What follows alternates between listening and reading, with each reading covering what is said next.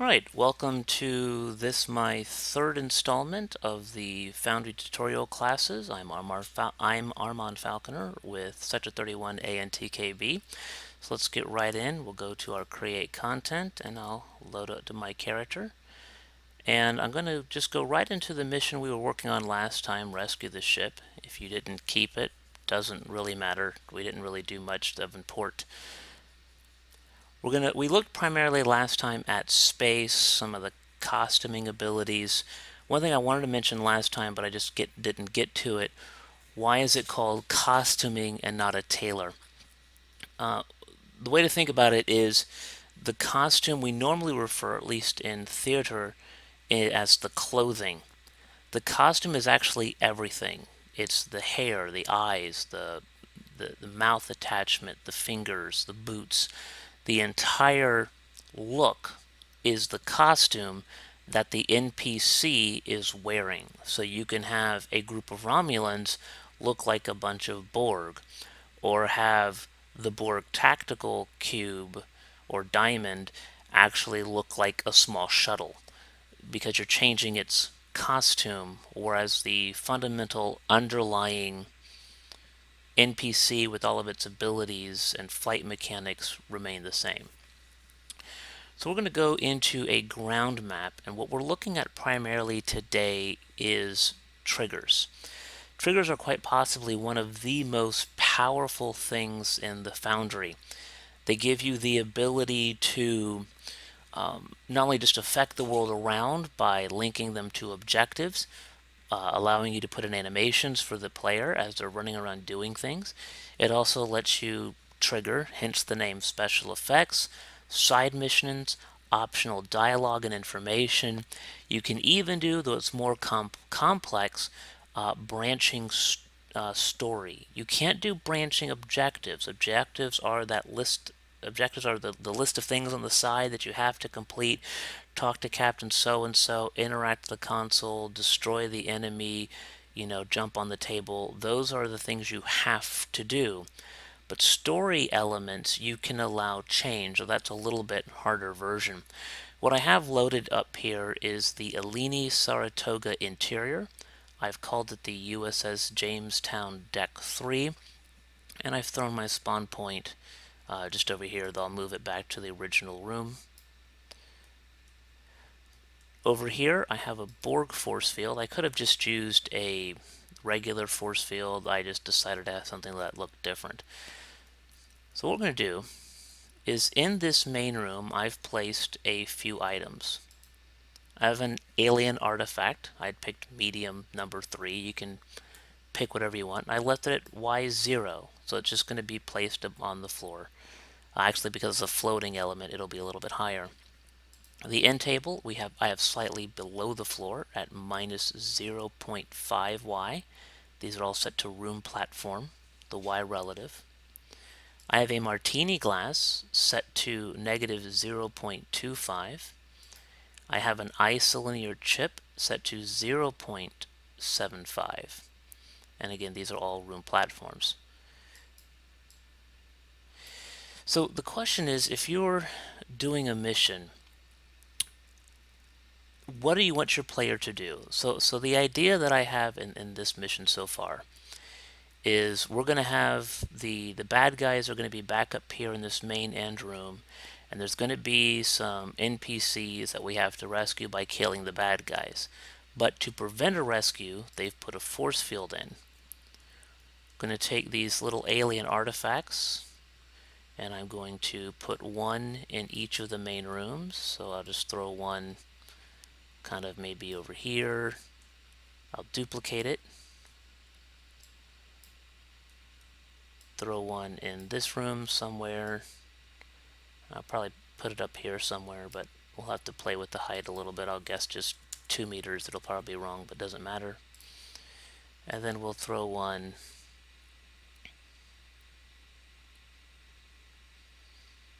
down in the back of this room. Set it back to 0 because it's on the floor. Now the idea is going to be that to get past the force field, it's these 3 little doohickeys that are powering the force field. I never understand why they have what powers the defensive capabilities on the front side instead of the back side, but that's a story mechanic. But let's look at some things. How do you interact with the world around you? So why did I put this trigger under the floor? Alright, let's go into our story. Here I have Rescue the Crew, USS Jamestown up there. I put a scan me, just you can call it whatever you want. I'm going to change the component to this end table. Now, how do you interact with an end table? And it's below the ground. How are they going to see it? They don't need to. I'll show you the effect that we're working on here. When I play the map, and then wait for it to load, if you notice in the games, as an object becomes interactable, it highlights, it glows. And you can put your own consoles in, and you can put your own a plant or a tree or a bench and make it interactable, and it'll glow. But here we have, I wanted a point in the middle of the floor. So by sticking the end table under the ground, the end table is glowing, and that glow is coming up through the floor. Now the scan me, I've connected to a kneeling animation, which I showed in the past, and since that was the last objective, the mission's complete. The difference is, if I connect it to the martini glass, which is under the floor, because it's smaller, you're not going to see the glow. There's no glow on the martini. If I change it to the isolinear chip and play the map, I've positioned the isolinear chip inside one of the consoles. This is a little trick that allows you to interact with a console that they've put on the map. Bury something inside of it that they'll interact with. You normally want to pick small objects that you're interacting with. And the next time we go into the map, I'll show you why. So, but you see here now, I've transferred the glow to part of a console. Now, of course, you'd want to change the animation to type standing or whatever. So now we're going to have two interacts. The first interact is going to be this martini glass. We're also going to put an invisible object. 10 feet one, the smallest one they have. And I will stick it side by side with the martini glass. And in my story, I'll put, actually I'm going to take the interact object and drop it right on top of the other one. And now you see complete all. I have to do this one and this one to move on. So we're going to have scan me, and we're going to have scan me 2, scan 2. Remember, this is where you set your animation, which is not the point of this. Go into our map. Oh, see here I have this unplaced because I didn't set the component. I'm going to choose the invisible object. Go to my map and play the map. What we're doing here is I want to show you how the size of the object you're interacting with affects things, and then we'll start playing with how triggers actually let you interact with the world.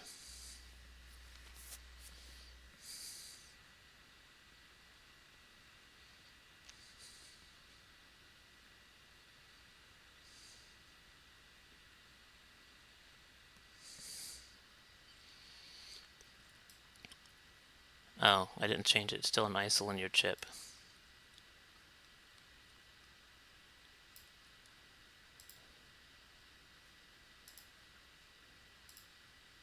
I'm going to put it back to the martini glass.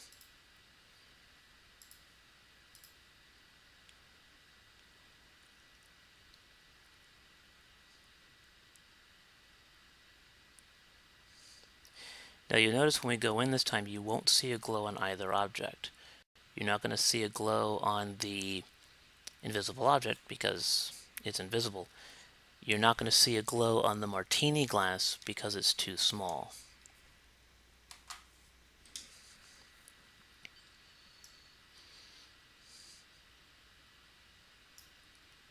So we have Scan Me Too.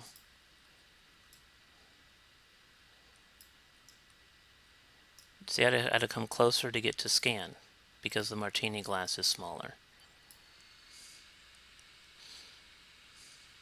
The benefit of that is if you put the interact here, the player would actually be able to interact with an invisible console from the other side of the wall, which looks weird. Or they can type on the console from way back here, which again is weird.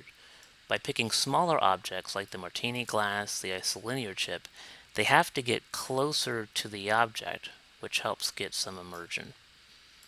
So let's go back into our editor and look at our interacts. I clicked on my alien artifact there, going into states. We touched on this last time. The initial state for every object is hidden. We're saying immediately become visible. So as soon as you load the map, it becomes a visible object. Never go back to hidden. So what we're going to say though is that the alien artifact starts off hidden, and here are the options we have to turn it back to visible. Never, which is kind of weird, but you can use it in, let's say you have multiple maps, so you're having the same map that you're using 3-4 times, you're just duplicating it, and instead of deleting an item, you just want to turn it off to see how it's looking or whatever. You can turn off a wall, see what's behind it, then turn it back on. You can use that so you can hide an item without deleting it. Objective complete, we used that a lot in the past. Dialog prompt reach, we're going to save that, may not even touch all that till when we do more advanced courses. We're going to look more at component complete and component reached. We'll pick component complete. Now just to make things more interesting, I'm going to go to my story and just rip everything out so I have no objectives on this map. Now component complete, I'm going to have it be on the martini glass. Let's also get rid of our invisible object. And actually, to make it a little bit easier, nicer on the player, we'll change it to the end table, so they'll have that glow underneath to look at. Now if you notice, my martini glass, which has nothing connected to it, has general, its name, its position, all this other fun stuff, and state, the hidden, visible, hidden. Now when I clicked on end table, it has a new tab, the trigger tab. The reason it is the trigger, the table is the trigger for this alien artifact. So now in this new trigger tab, I'm going to change the interact text to scan me, or let's make it a little bit nicer, scan the room. And we'll do a tricorder scan. We'll just do the first one, duration medium, that's fine. And now let's play our map.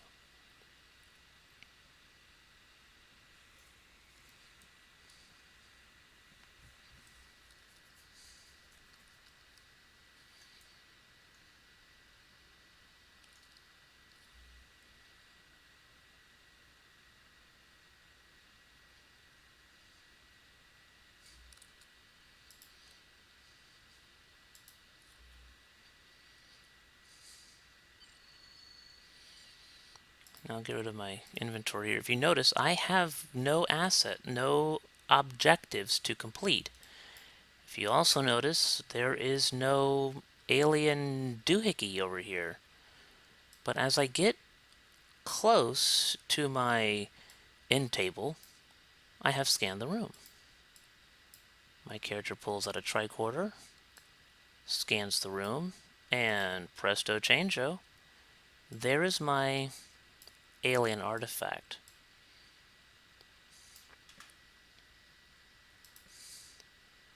Now what we're going to do is we're going to go into details, and let's look at our special effects. By typing in the search FX, we get a list of our special effects, and we want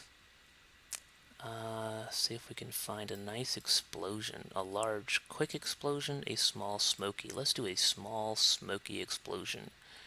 We're going to put it right smack dab over this guy.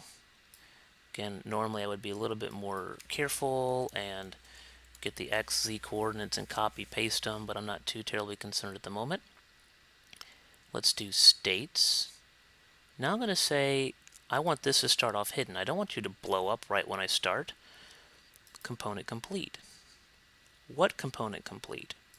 Well, this time I'm going to make the artifact my component complete. Now if I go to my artifact, you see it now has a trigger button.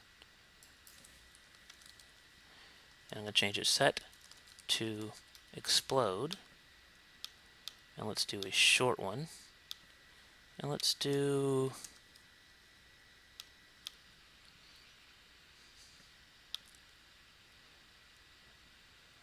something like that, maybe.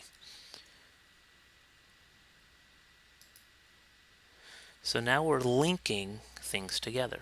And again, if you notice, none of this is part of the story objectives. By using the triggers, I have all of these things that I'm allowing the player to do that's not connected in any way, shape, or form to the mission.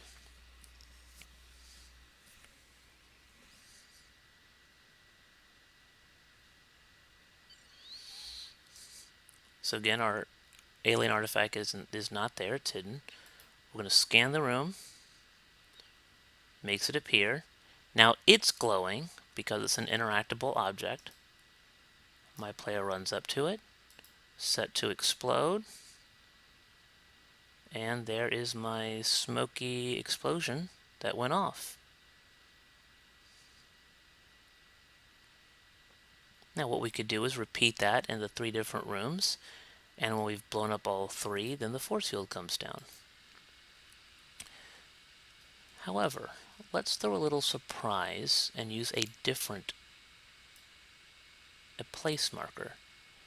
Now we use this in space, and as on the space, you want to be careful with your radius. I normally like making it a little bit bigger than the hallway. That way sneaky players running down the side of the wall don't sneak by. So what are we going to do here? Well, let's go back to our special effects and let's have a nice big old explosion here. Now we're going to set its state to invisible. At first it's going to be hidden. Now we're not doing component complete, we're doing component reached. This time when we set an object, we have place marker.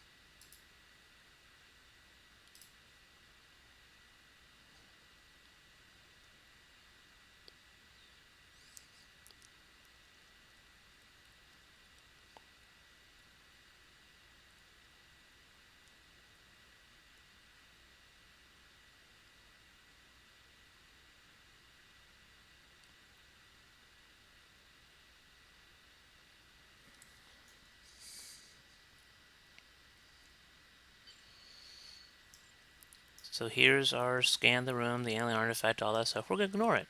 We don't have to do it. It's not part of our objectives. We don't have any. But there's that explosion that just triggered just from me walking into the location marker. So what can you use all of these triggers for? Anything. You can use them for dialogues, which allows you to player interaction. Let's go into our room up here. We're going to create a new console. Oh, let's do ship small. Ship small one, that kind of fits the room. Just going to stick it in here somewhere. Never remember which way they turn, so I don't care right now. To keep me from running down the hall all the way, I'll just drag my little spawn point around. That's one of the reasons it's movable. Now, what I want to do is maybe have some logs, optional logs that come up when you interact with the console. So how do I do that? We're going to go into our dialogue. We've used in the past, back in our story, these pop-up dialogues. The pop-up dialogue is a dialogue that pops up whenever it's that point of the mission. Looking at what we had last time, after we scanned the Jamestown, we have a pop-up of our science officer saying, I'm scanning and now I'm detecting these people, blah, blah, blah. But in our dialogue, if I say create dialogue, you will notice it gives me two choices, the story or the pop-up, which is interesting. They didn't really finish a pop-up dialogue that shows as part of the story flow. Useful if you don't complete your sentences. We're going to pick a map dialogue. This is not a dialogue connected to our story, it's a dialogue connected to our map. Now we have two maps, the space map and the ground map. So we'll pick the ground map. And let's select one of our, you know what, let's select some Starfleet commandery person. We'll pick her. Sure, why not? Okay. We'll call her Commander Person. And these are personal logs.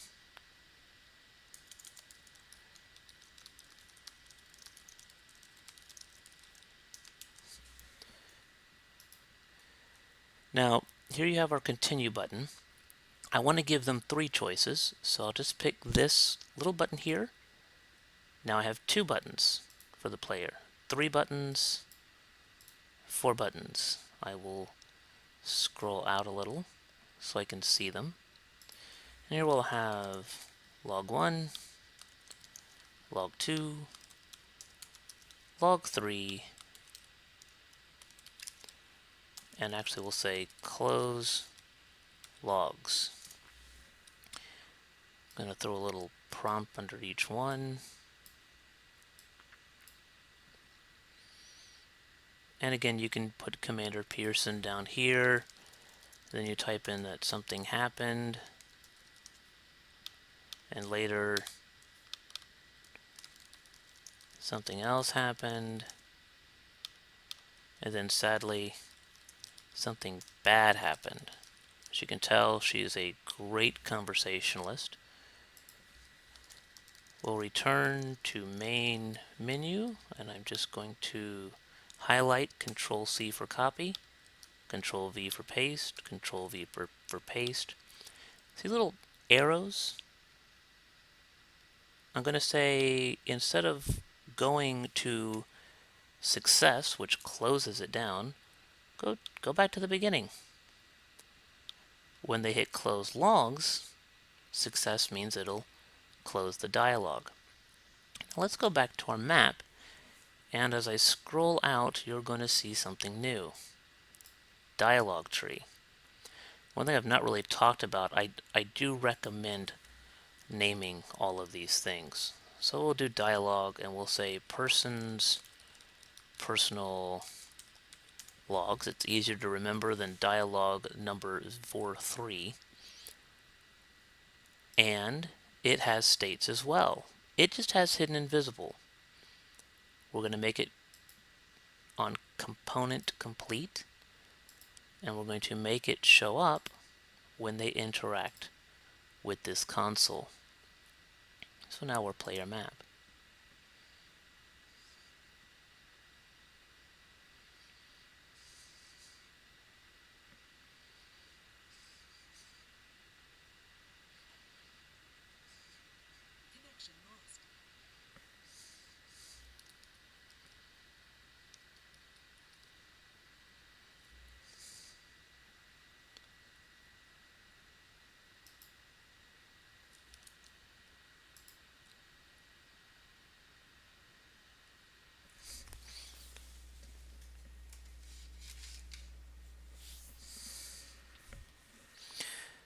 Well, unfortunately, during the live stream, my internet went down. So I'm going to stop the recording and resume. And I'm back from a lovely power outage. Sorry about that. When that happens, being in Florida, I get that from time to time. One of the nice things the Foundry does, it does tend to autosave. So if you notice, really the only thing that I lost is the name of the dialog tree. So I'll rename that. When you come back in, it'll say, ooh, I found a newer version than the one you're trying to load. Do you want me to do that? Hit yes if you want to keep all the work you were doing. I do recommend once you're back in, saving it immediately.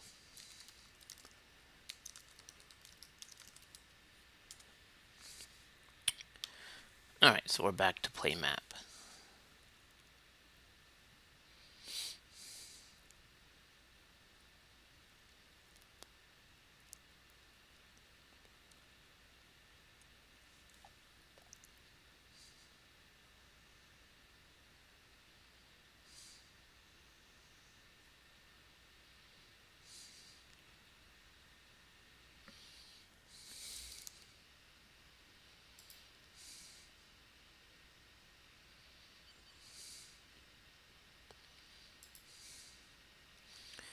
Alright, apparently it also did not keep the trigger settings. So let's put the trigger settings back.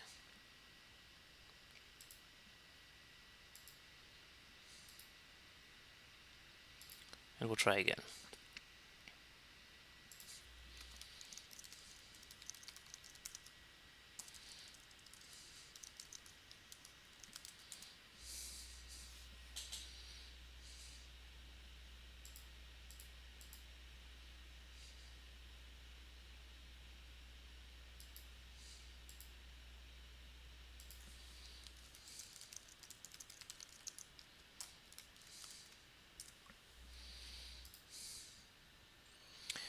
Alright, there's our console. Of course, now we know we need to turn it a little bit to the side. We would need to fix our interact button again, change its name. But when I click on it, there we go, there's log 1, return to main menu. Oh, it didn't keep that either. Okay. Anyway, so as you can see, we can set up optional things for the player.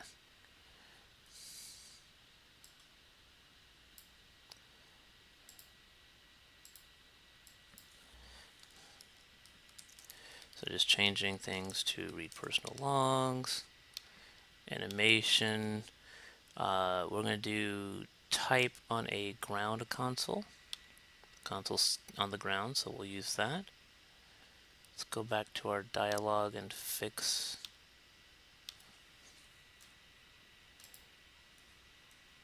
those endings. If you'll notice, they all say success now, which is why it ended. So I'm going to just re-loop them. There we go. And I'll save it just in case another storm comes by and says howdy. Now, why would you want to do that? You can use this for just giving the player more information. What happened? You know, again, we talked about this was a first contact mission that went horribly wrong. Well, what went wrong? What happened? So this allows you to give that sort of information. The other thing that it allows you to do is give extra things to the player. So you may hide a code in her logs. You know, I've been working on the holographic response team to help out in a foothold situation. The activation code is Alpha Bravo 99 Tango. And then maybe later on the player finds a different console to interact with, and it's the foothold scenario. And you have a series of choices for them. And if they get the correct series of choices, then a holographic team, allies, Federation players, beam in and help fight off in the last room. So again, you can give optional stuff, optional story. I like giving extra story for players who like to explore. And the players who just want to blow through and blow things up, you can do that too. You can. We talked a little bit about dialogue triggers. Let's go ahead and we'll look at one just for the time being. Let's go back into our dialogue and let's go ahead and set up in the log 3 my personal code is Alpha 9 Tango. Now you can give the player a bunch of buttons, that say Alpha, Bravo, Charlie, Delta, then 5, 6, 7, 8, 9, then the next set is Tango, and that gets a very big, long tree, and it becomes a huge nightmare of a dialogue tree. Or, let's go ahead and take this console, and we're going to just slab it over there, and we'll make a new dialogue, create dialogue, map, the Jameston, and we'll have, let's see if we can find a lieutenant in Starfleet down here somewhere that we can use. Oh, red shirt, we don't want TOS guy. Let's see. Oh, he looks exciting. Normally I would go and actually create all these people in the costume editor so the uniforms match, but again, that's not the purpose of this video. We'll do please enter your letter A, authorization code for the holographic foothold response unit. So we're just throwing words together that sound good. Now, you could do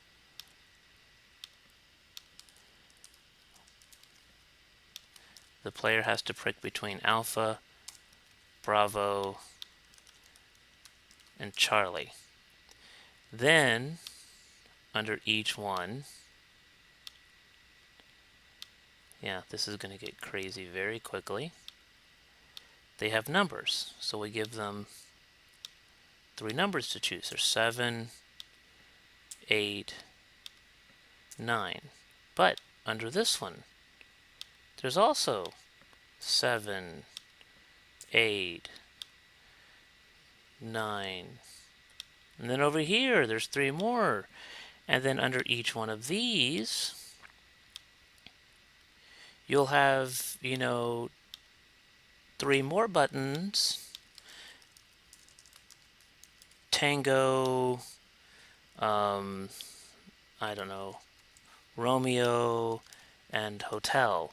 And so, as you can see, in just a simple 3x3 puzzle, which is basically what it is, 3 options, 3 choices, for every choice, you have to do a screen. And it gets, all the buttons, all the screens can get old very quickly. Or, let's get rid of all these little fellas. Okay, what I'm clicking on is just a little trash can here to get rid of them. We're going to create 3. We're going to have 1B Bravo 13 Gold, 1B Epsilon Pi Omega, and then 1 will be our Alpha 9, whatever did I say, Alpha 9 Tango. Now, obviously, now they have a 33% chance of getting it right. However, look down here. Here are the buttons you just told the game. If you notice, each of your buttons has the same hidden, immediately, visible, never, hidden. Meaning, we can use objectives. All of our triggers are effective here as well. So what I could say, don't give this option unless they've picked up this item. You know, in the Foundry, I can't have you pick up a hypospanner, but I can fake it. I can have you go to a chest and open the chest, and as you're digging around, you pick up the hypospanner. That's the component complete over here. And then if you did that, when you get to the broken conduit, then you have a button that comes up saying fix with hypospanner, and now it works. So these are very powerful options, but we're going to use dialog prompt reached.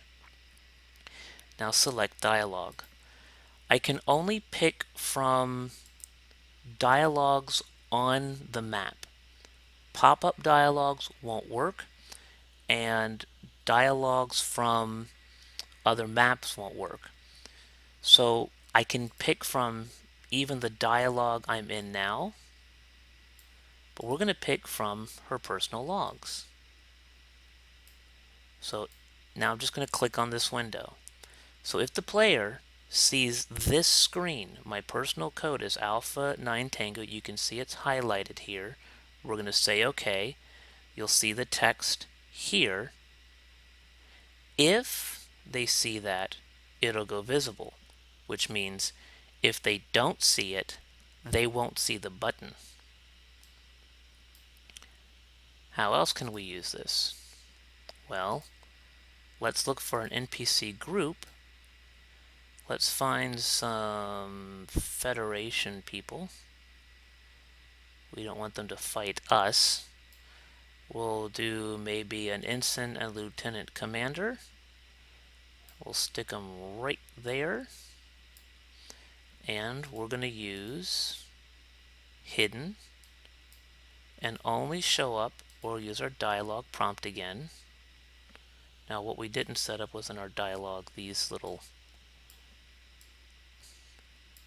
things down. You notice I only set 2. This one I'll say code is incorrect. Close screen or whatever. Here I'm going to put in code is correct. Activating the holographic foothold response unit. I don't feel like typing it, so I did the acronym. We'll do our same close screen. What about the middle option? Well, it's incorrect too, so I'm just going to drag it over there. Now back to our map. We can, on these guys, dialog prompt reached, set dialog. If they see the code is correct, those guys will show up. Let's test it.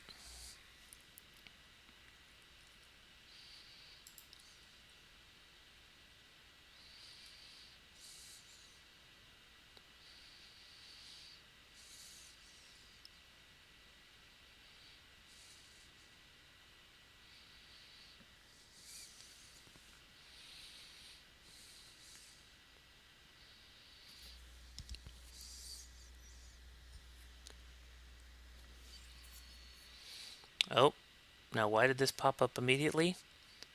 I will show you. Back and return to editor.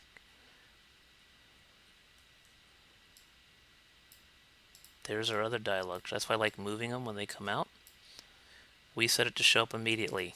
We need to say component complete when we do that console. Now it'll work.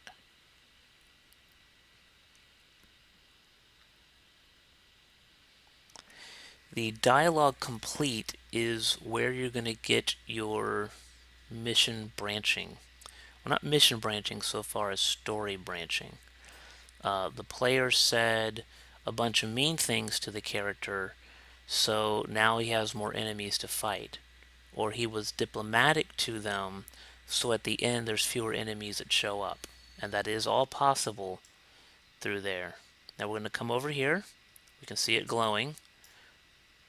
It says read personal logs because we just copied the... We would need to change what this button says.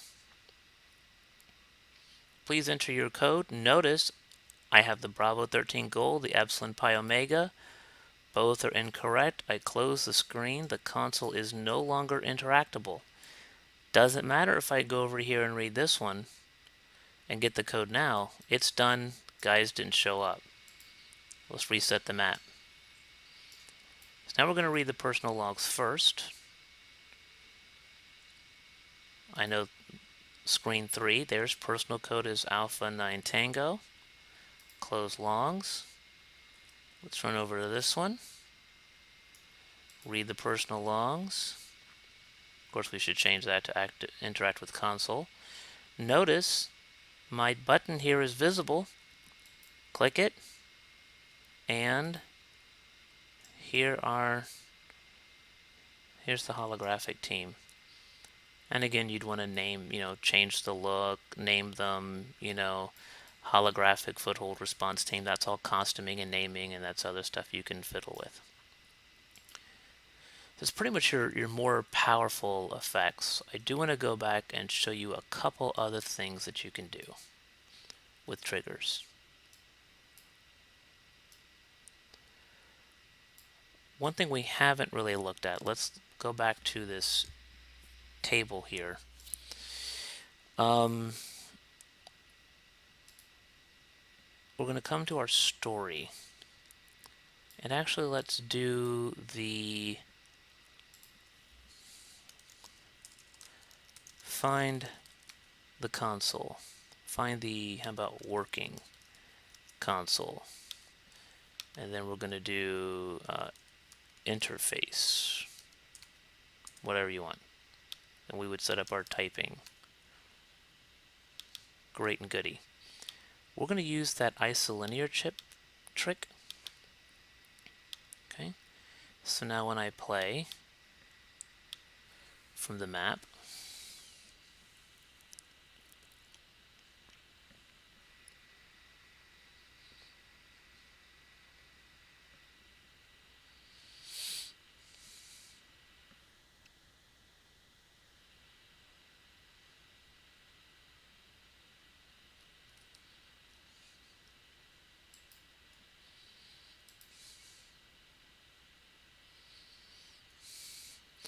alright, so you'll notice I still have this guy scan the room, but over here I have find the working console.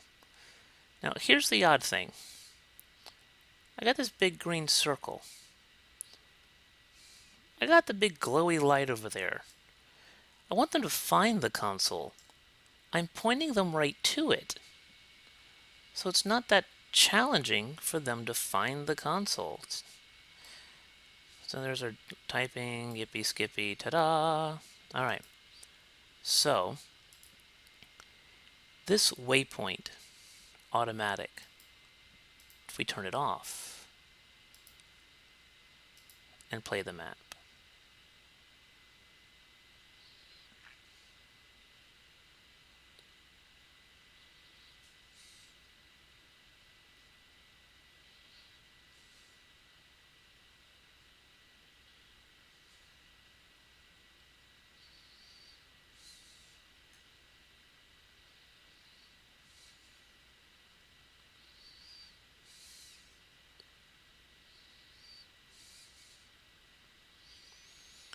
now we told them find the console. Notice no green circle.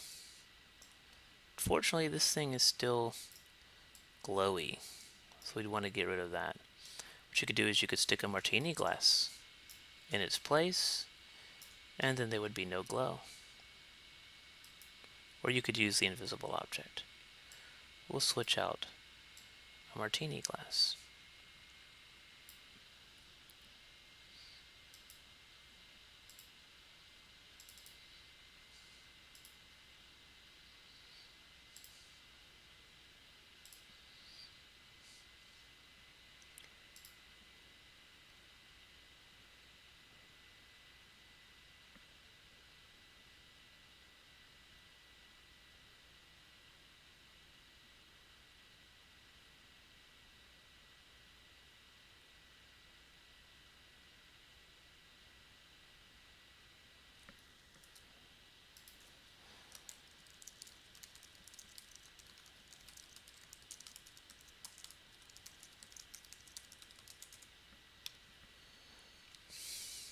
Now, no glow. You'll see there's my little isolinear chip there.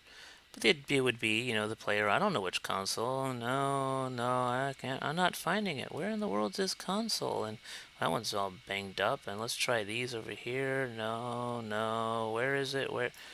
Oh, there it is. And it still has little typey things. So that helps you do the find things.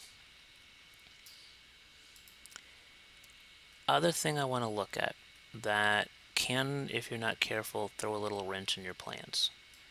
Let's go to our force field, and we're going to say that it's going to start visible immediately, and it's going to turn off when a component is complete. What component is that? We're going to say the component is going to be the explosion. Well, so let's make it the alien artifact. So in other words, when we interact with the alien artifact, it'll make the explosion go off, and it'll also shut down the force field. Okay, so that's the idea. You want the alien artifact hidden. They've cloaked them. So you're going to scan the room, make it appear. You're going to run up, interact with it, blow it up. It shuts down the power, and there you go.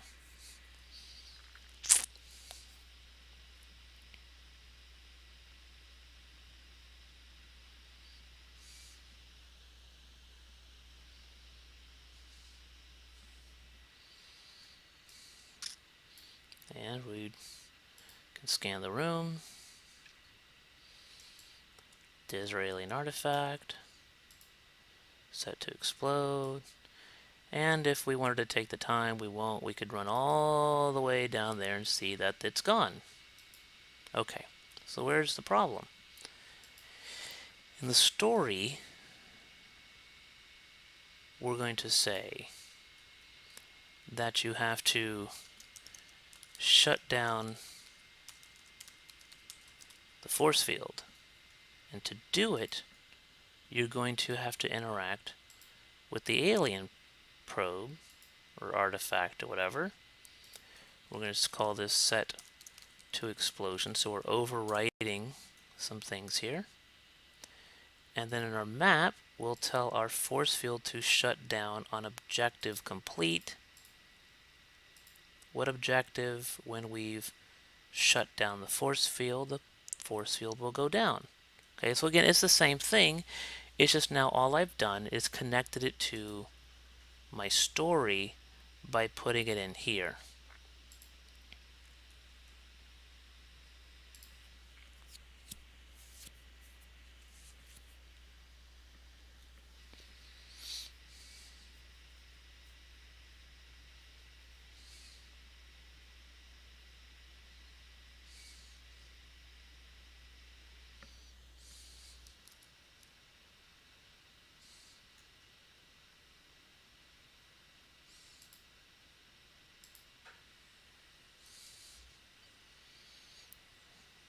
Oh, it's visible. How come it's not? That's one of the problems when you start connecting some of these things to your objectives. Let's go back into our alien artifact here. And remember, it was supposed to start off hidden and not show up until I interacted with this end table.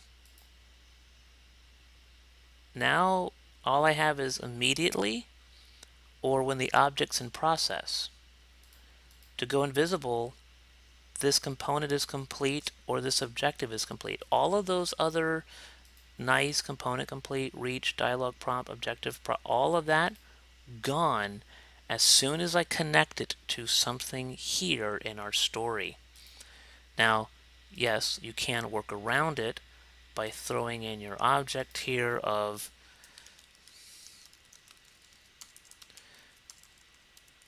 scan the room first,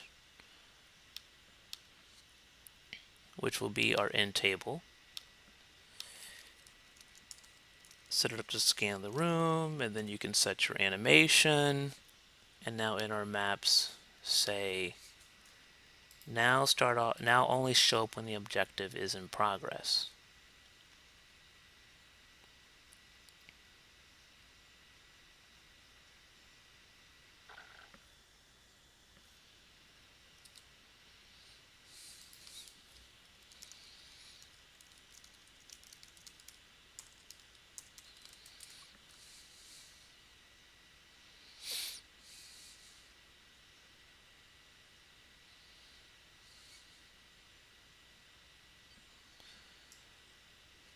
So first we have to find the console. Luckily I know where it is because I made the thingy. Okay, there's our scan the room. So we scanned the room. Now it appears just like I wanted it to. Set to explosion. Still triggers that. Force field shut down. Mission complete. And we could go on and do other things. So just be careful with what you attach into your story because you begin losing some features. All right, that's coming close to our hour. Any questions from my ANTKB friends? See, someone needs to be going.